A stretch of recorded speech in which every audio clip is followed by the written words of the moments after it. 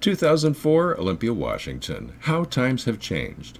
Just a few years ago, programs to sensitize boys to the plight of girls were making big headlines. Not that long ago, there was a story about a 6-year-old boy who was labeled a lecherous harasser for kissing one of the girls on the cheek. He was suspended and sent home for that. Last year, however, we began to see t-shirts urging girls to attack boys. Quote, "Yes, it's true. The latest trend in fashion apparel for teenage girls is a direct jab at their male counterparts. T-shirts that carry slogans like, 'Boys are stupid, throw rocks at them,' 'Boys are goobers, drop anvils on their heads,' and 'Boys lie, make them cry,'" close quote. Jane Ganal, San Francisco Chronicle, Sunday, February 22, 2004. Had the shoe been on the other foot, or in this case, the shirt on the other gender, we can only imagine the screeching from feminists as they sallied forth to quash yet another example of patriarchal badness. And that, as Warren Farrell, author of several books including Father and Child Reunion, has taught, is the measure of sexism. If it's funny about one sex but unacceptable about the opposite sex, then it's sexist. With this view in mind, Glenn Sachs and others have started a campaign against the boys are stupid products. Quote, "As parents, we suffer along with our children," close quote, wrote Sachs. Perhaps this explains why the campaign has struck such a chord. In the past week, over 300 newspapers and television and radio stations have carried stories about it. Ironically, some of the harshest critics of Sachs' campaign have been men. Quote, "Other critics, mostly men, deride me as unmanly. I confess this attitude puzzles me.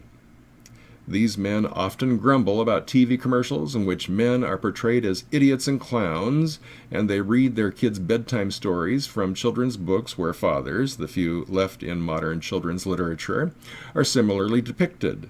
Yet many of these men seem to be struck by cultural amnesia the moment somebody finally decides to do something about male bashing," close quote. Glenn Sachs, Why I Launched the Campaign Against Boys Are Stupid Products, February 4, 2004. Reasonably, some may question the fuss. As the old chant goes, sticks and stones may break my bones, but words can never hurt me, unless I'm a feminist. Since boys are not victim feminists, what should a few humorous slogans matter? Perhaps because violent words can beget violent acts. Will they matter when girls start throwing rocks? Will they matter when girls grow up and become batterers? Quote, "No parenting expert interviewed suggests that mean-spirited slogans on clothing will destroy a young man's sense of self-worth. They do worry, however, that derogatory and sexist messages contribute to creating a hostile environment," says author and Ask Mr. Dad columnist Armin Brott. "If we said that about blacks or Jews or Norwegians even, you'd be stoned immediately," close quote. Monique Beeler, Boy bashing, some say girl power movement may have gone too far. Alameda Times, Star, January 21st, 2004. Well, so what? Feminists might retort. Men have battered women for a bazillion years. A little payback won't hurt them. Feminists did write and say such things 10 years ago, but they were eventually silenced by the mounting resistance to their sexist remarks. Despite this, they still snarl comments like that in unguarded moments of anger and amongst themselves.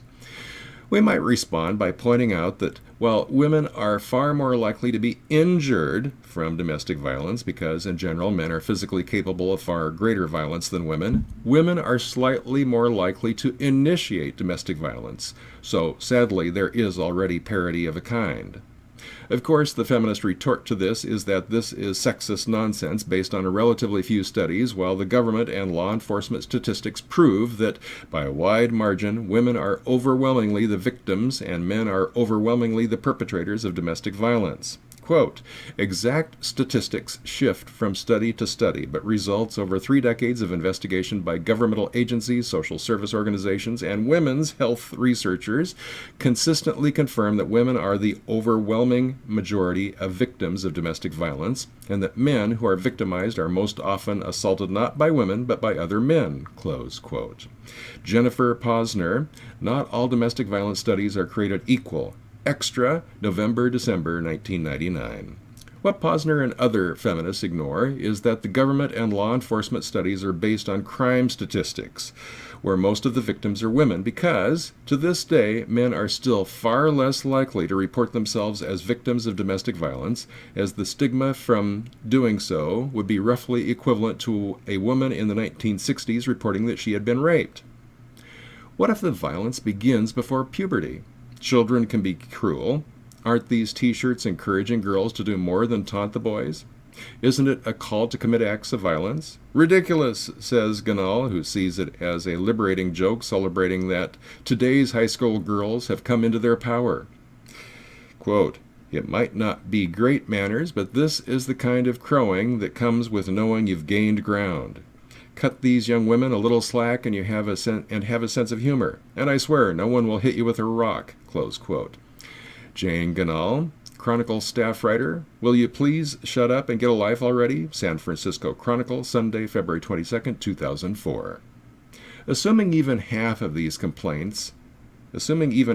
complaints modern feminists have leveled against the American male were true, she might have a point. But the uncomfortable truth today's feminists refuse to acknowledge is that from the right to vote to the birth control pill to equal rights in virtually every bastion of society, all women's victories have been handed to them by men. And what men have given, the sexism of feminism may persuade them to take away. For the Backlash at Backlash.com, my name is Rod Van Mecklin.